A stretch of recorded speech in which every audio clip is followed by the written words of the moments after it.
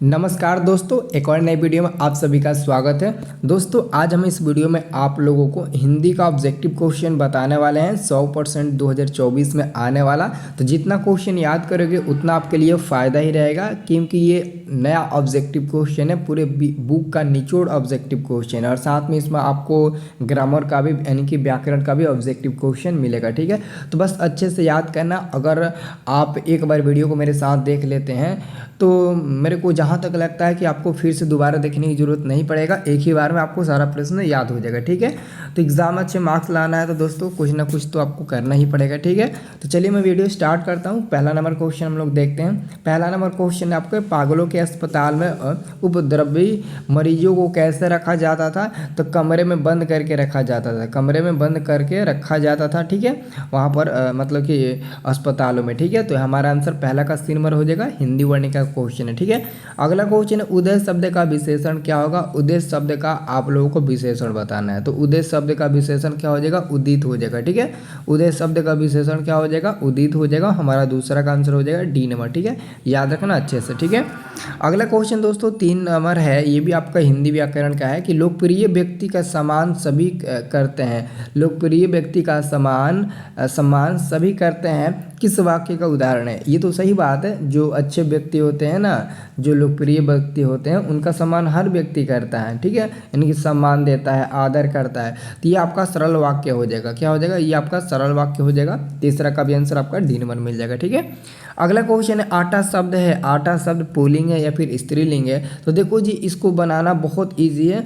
आप सबसे पहले आटे शब्द से एक मतलब कि वाक्य बनाइएगा। जैसे आप रोटी पकाने के लिए आटा को सानते हैं, तो हो सकता है कि सानते समय आपका आटा गील हो जाए, तो आप उसी से एक वाक्य बना लीजिए कि आटा मतलब कि गीला हो गया, यानी कि गील हो गया। अब ये थोड़ी ना कहते हो आप लोग कि आटा जो है वो गीली हो गई, नहीं, आप लोग कहते हो आटा गीला हो गया। ठीक है, तो हमारा ये गीला शब्द क्या हो जाएगा? ये माने आटा शब्द जो होगा वो हमारा पुल्लिंग होगा, स्त्रीलिंग नहीं होगा बल्कि पुल्लिंग होगा। ठीक है, अगला क्वेश्चन है, पिंजरा शब्द है, पिंजरा शब्द कौन सा है? देशज है, विदेशज है या फिर तद्भव या फिर तत्सम है? कौन सा शब्द है? तो 5 का आंसर होगा ऑप्शन नंबर बी, तद्भव है। ठीक है, पिंजरा जो शब्द है ना वो तद्भव शब्द है। ठीक है, याद रखना। अगला हमारा क्वेश्चन आता है 6 नंबर।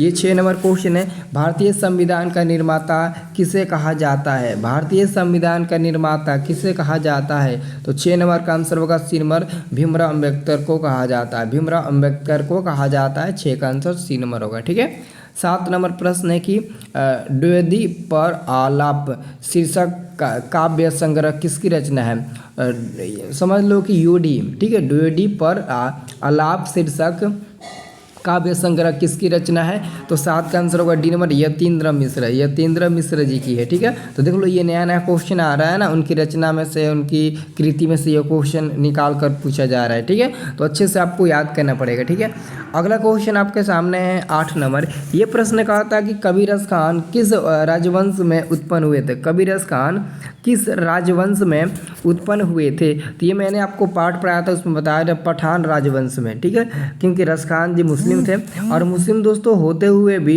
भगवान श्री कृष्ण के बहुत ही बड़ा भक्त थे। ठीक है, तो हमारा आंसर हो जाएगा ऑप्शन नंबर बी। ठीक है, अगला हम लोग क्वेश्चन देख सकते हैं 9 नंबर। ये क्वेश्चन है कि तुरई के मूल नहीं फूल दिया, तुरई के फूल की तरह खिलखिलाकर हंसते लोग सहसा मुस्सा गए, यह पंक्ति किस कहानी की है? गजब की है जो दोस्तों, ये मतलब कि यहाँ पर सेंटेंस बहुत इंपॉर्टेंट है, ढहते विश्वास की है। कहाँ पर, किस कहानी की है? तो ढहते विश्वास, ये हिंदी वर्णिका का क्वेश्चन है। ठीक है, तो अच्छे से आपको रीड करना पड़ेगा। ठीक है, तो देख लो 9 का आंसर हमारा मिला, क्या मिला? डी नंबर वाला, तुरई के फूल की तरह खिलखिलाकर हंसते लोग सहसा मुस्सा गए, यह पंक्ति किस कहानी की है? तो ढहते विश्वास की है। ठीक है, याद कर लेना। ठीक है, अब देखो अगला क्वेश्चन।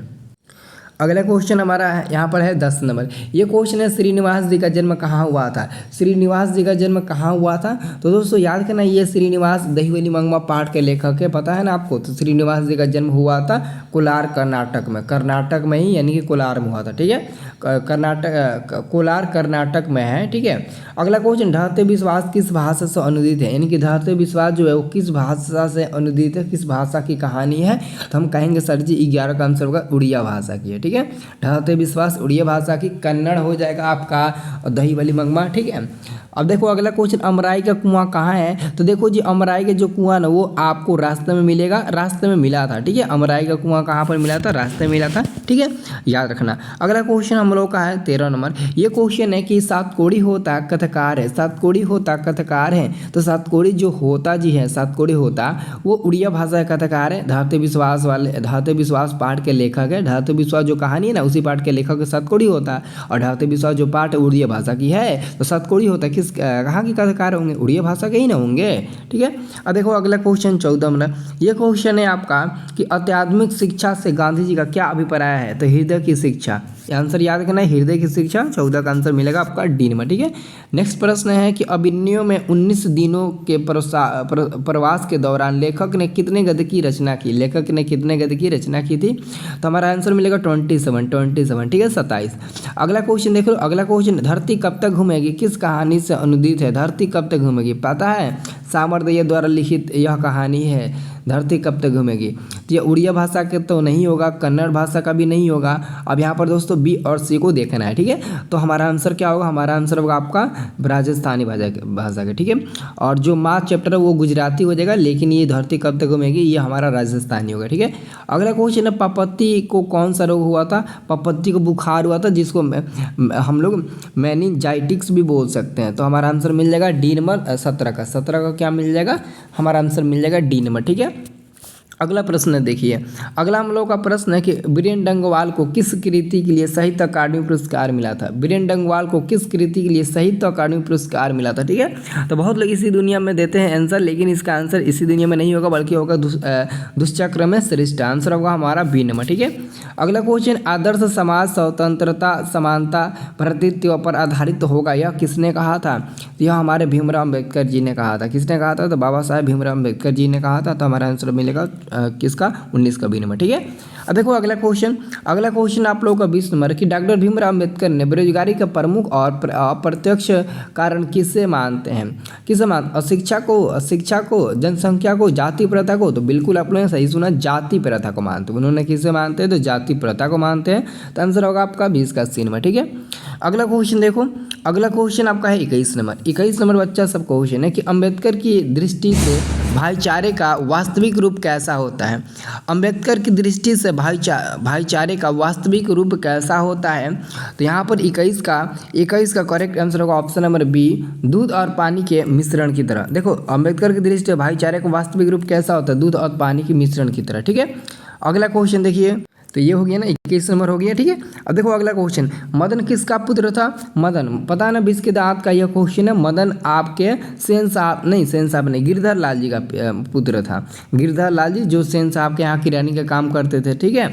अगला क्वेश्चन, 20 के दांत कैसी कहानी है? तो 20 के दांत जो है ना वो एक प्रकार की सामाजिक कहानी है, धार्मिक नहीं बल्कि सामाजिक कहानी है, ठीक है। 20 के दांत क्या है? एक मिनट, सामाजिक नहीं होगा जी, 20 के दांत नहीं। मछली शायद सामाजिक कहानी, ये मनोवैज्ञानिक कहानी है, ठीक है। सामाजिक नहीं होगा, ठीक है। अगला क्वेश्चन देखिए, प्रयत्न मानव का अर्थ क्या हुआ? इसका बताओ। तो ये क्वेश्चन नया है, बहुत इंपॉर्टेंट है, ठीक है। तो प्रयत्न मानव का अर्थ क्या हुआ? प्राचीन मानव, ठीक है, प्राचीन मानव, याद रखना। अगला क्वेश्चन, दोहा कोश किसकी रचना है? तो दोहा कोश शरापात जी की है। यहाँ पर 25 का हमारा आंसर मिल जाएगा ऑप्शन नंबर ए, दोहा कोश किसकी रचना है? तो शरापात जी की है, ठीक है। अगला क्वेश्चन देखिए, तो अगला क्वेश्चन है आपका 26 नंबर कि बेतमा कहाँ है?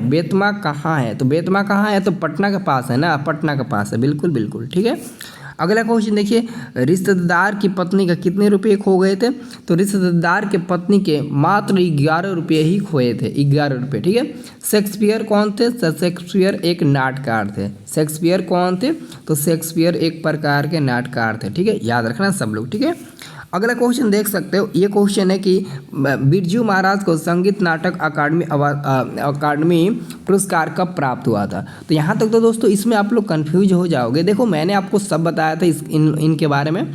मैंने बताया था इनका जन्म 1938 में हुआ था और 27 साल के उम्र में इनको साहित्य अकादमी पुरस्कार मिला था। तो जब 1938 में इनका जन्म हुआ और 27 साल के उम्र में इनको संगीत नाटक अकादमी पुरस्कार से पुरस्कृत किया गया था, तो इसमें 27 जोड़ दीजिए ना, अब जितना होगा उतना होगा।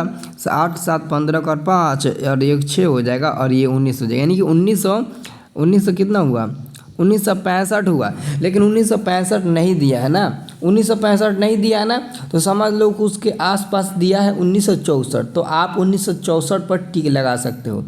आप किस पर टिक लगा सकते हो? 1964 पर टिक लगा सकते हो। लेकिन हम आपको जहाँ तक बता रहे हैं इसका 100% 1965 आंसर होगा। क्यों होगा? क्योंकि निश्चित रूप से हमको पता है कि इनका जन्म 1938 ईस्वी में हुआ है, और यह भी हम लोग को पता है कि 27 साल की उम्र में इनको संगीत नाटक अकादमी अवार्ड से पुरस्कृत किया गया था। तो 1938 में 27 अगर जोड़ेंगे तो 1965 होगा, और 1965 ऑप्शन में नहीं दिया, तो यहाँ तक तो ये ऑप्शन गलत है। मैं इस ऑप्शन को गलत ही काट देता हूँ, ठीक है, क्योंकि जिसका जन्म नहीं पता रहता है उसका लगभग में हम लोग टिक लगाते हैं। लेकिन पंडित बिरजू महाराज का तो जन्म पूरा बढ़िया से पता है, लखनऊ में जन्म हुआ, उत्तर प्रदेश के लखनऊ में। ये लखनऊ घराने से बिलोंग करते हैं। जन्म हुआ 1938 ईस्वी में, और 27 साल की उम्र में इनको संगीत नाटक अकादमी अवार्ड से पुरस्कृत किया गया था। 54 साल की उम्र में इनकी मृत्यु हो गई थी। सब हमको पता है इनके बारे में, लेकिन फिर भी ऑप्शन थोड़ा गलत दे दिया, ठीक है। अगला क्वेश्चन है, सुजान रस खान किसकी रचना है? सुजान रस खान, अरे यार सुजान रस खान, यानी कि रस खान का खुद यहाँ पर नाम दे दिया, तो हमारा आंसर क्या हो जाएगा? आंसर हमारा बी नंबर मिल जाएगा 30 का, ठीक है, 30 का बी नंबर मिल जाएगा। अगला क्वेश्चन है, संतु मछली लेकर क्यों भागा? अच्छा बताओ, संतु मछली लेकर क्यों भागा था? पता है आपको? आपको पता ना, कुएं में डालने के लिए संतु मछली लेकर भागा था, क्योंकि वो नहीं चाहता था कि मछली को काटा जाए, क्योंकि वो मछली से बहुत प्यार करता था। वो सोचता था कि मछली अगर एक मिल जाए तो कुएं में डालेंगे, उसके साथ खेलेंगे, ठीक है। अगला क्वेश्चन है, सुलोचना क्या थी? सुलोचना क्या थी? सुलोचना क्या थी? तो हमारा आंसर मिलेगा अभिनेत्री। सुलोचना क्या थी? तो अभिनेत्री थी, ठीक है, अभिनेत्री, ठीक है। अगला क्वेश्चन है आपका 33। ये क्वेश्चन है, टॉलस्टॉय कौन थे? तो रूसी लेखक थे। ये टॉलस्टॉय जी जो थे ना, वो रूसी लेखक थे। आपको ये सामाजिक विज्ञान में भी पढ़ने को मिलेगा। तो टॉलस्टॉय कौन थे? तो रूसी लेखक थे। 33 का आंसर मिल जाएगा ए नंबर, ठीक है। अगला क्वेश्चन देखिए, अगला क्वेश्चन, गुरु नानक का जन्म कहाँ हुआ था? तो देखो, गुरु नानक का जन्म हुआ था लाहौर के नानकाना साहब में हुआ था, ठीक है। गुरु नानक जी का जन्म, इनका जन्म लगभग में बताया जाता है, ठीक है, लगभग में इनका जन्म बताया जाता है, ठीक है, क्योंकि इनका जन्म बहुत पहले हुआ था, 1439 में शायद इनका जन्म हुआ था, हमको जहाँ तक लग रहा है, ठीक है, 1439 में ही हुआ था। अब देखो अगला क्वेश्चन, रहीरास किसकी रचना, किसकी कृति है? रहीरास किसकी कृति है? तो हमारा आंसर क्या मिलेगा? हमारा आंसर मिलेगा ऑप्शन नंबर गुरु नानक जी की है, ठीक है। रहीरास किसकी कृति है, किसकी रचना है? तो गुरु नानक की है, ठीक है। अगला प्रश्न देखिए, तो अगला प्रश्न हमारा आता है 36 नंबर। ये प्रश्न है कि किसने कहा था कि इन मुसलमान हरिजन पै कोटि हिंदू वारी? ये किसने कहा था? यह किसका कथन है? यह किस व्यक्ति का कथन है? तो यह उस व्यक्ति का कथन है जिसका नाम भरतेंदु हरिश्चंद्र, ठीक है। अगला क्वेश्चन, मनमानिक में कौन सा अलंकार है? मनमानिक में कौन सा अलंकार है?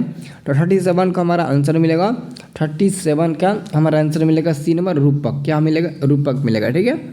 अगला क्वेश्चन है, प्रेमधन किस युग के कवि थे? प्रेमधन किस युग के कवि थे? भरतेंदु जी के कवि थे। प्रेमधन भरतेंदु जी के कवि थे, ठीक है। नेक्स्ट प्रश्न देखा जाए कि प्रेमधन किस समाज की रचना की? तो रसिक समाज की, रसिक समाज की। इसका भी आंसर मिलेगा हमारा सी नंबर, ठीक है, याद रखो। अगला क्वेश्चन है, प्रेमधन का जन्म हुआ था? तो देखो, प्रेमधन का जन्म मिर्जापुर में हुआ था, मिर्जापुर में हुआ था, ठीक है। 41 नंबर प्रश्न है कि भारत माता के संबंध में क्या सही है? भारत माता के संबंध में क्या सही है? ग्रामवासिनी सही है। भारत माता के संबंध में ग्रामवासिनी बिल्कुल सही है, ठीक है, याद रहेगा ना। अगला क्वेश्चन देखो 42, यानी कि 42 नंबर प्रश्न है आपका कि भारत माता कहाँ निवास करती है? तो गाँव में खिलखिलाती हुई गाँव में भारत माता निवास करती है। अगला क्वेश्चन है कि अज्ञेय के नाम से हिंदी साहित्य के इतिहास में कौन सा वाद जुड़ा हुआ है? तो प्रयोगवाद जुड़ा हुआ है। कौन सा वाद? तो प्रयोगवाद जुड़ा हुआ है, देख लेना, ठीक है। अगला क्वेश्चन है 44 नंबर, कुंवर नारायण कैसे कवि है? देखो, कुंवर नारायण एक रहस्यवादी कवि है, रहस्यवादी कुंवर नारायण, ठीक है, संवेदनशील नहीं होंगे ना, कुंवर नारायण रहस्यवादी ही होंगे, ठीक है। अगला क्वेश्चन, वीरेन डंगवाल किस विचारधारा के कवि है? तो रहस्यवादी। एक मिनट, वीरेन डंगवाल, हमको लगता है ना ऑप्शन क्वेश्चन नंबर 44 का आंसर संवेदनशील होगा। और वीरेन डंगवाल किस विचारधारा का कवि है? तो इनका ये होंगे रहस्यवादी, ठीक है, वीरेन डंगवाल, ठीक है, ये रहस्यवादी हो जाएंगे। लेकिन 44 नंबर में थोड़ा कन्फ्यूजन है, एक बार उसको हम देख कर बता देंगे आपको, ठीक है। आपको अगर पता है तो कमेंट करके बताइए, देखते हैं कितना सही आता है या फिर गलत। ये तो हो गया 45 नंबर। अब 46 नंबर क्वेश्चन देखिए। 46 नंबर प्रश्न है कि निम्नलिखित में कौन सा शब्द पुल्लिंग है। आपको बताना है इसमें कौन सा शब्द पुल्लिंग है। तो मैंने बोला था ना, आप एक एक वाक्य बनाकर देखिएगा, एक एक सेंटेंस बनाकर देखिएगा कि कौन मतलब कि मिल रहा है, ठीक है। जैसे सुंदरता, आप देखिए नहीं है, ज़्यादा सुंदरता मतलब कि आपको कहाँ पर देखने को मिलता है, देखते नहीं है कि लड़की सब पूरा एकदम फेयर वेयर लगा लेती है, फेयर लवली मतलब कि पूरा पोत लेती है, मतलब कि अच्छा दिखने के लिए, ठीक है। तो ज़्यादा वो लड़की के ऊपर डिपेंड करता है, तो उसको हम लोग छोड़ देंगे ऐसे ही, ठीक है। मूर्खता, मूर्खता भी आपका स्त्रीलिंग हो जाएगा, ये भी पुल्लिंग नहीं होगा। निंद्रा भी आपका क्या होगा, निंद्रा मतलब कि नींद आ रही है। आप लोग कहते हो ना कि नींद हमको बहुत आ रही है, ये थोड़ी ना कहते हो नींद आ रहा है, नहीं नींद आ रही है ऐसा बोलते हो, इसलिए ये भी आपका स्त्रीलिंग होगा। और कपट जो है ना, छल कपट, वो छल से सबको मार रहा है, ये आप लोग कहते हो ना, छल कपट से वो मार रहा है, तो ये हमारा क्या हो जाएगा, स्त्रीलिंग हो जाए, स्त्रीलिंग नहीं बल्कि पुल्लिंग होगा, ठीक है।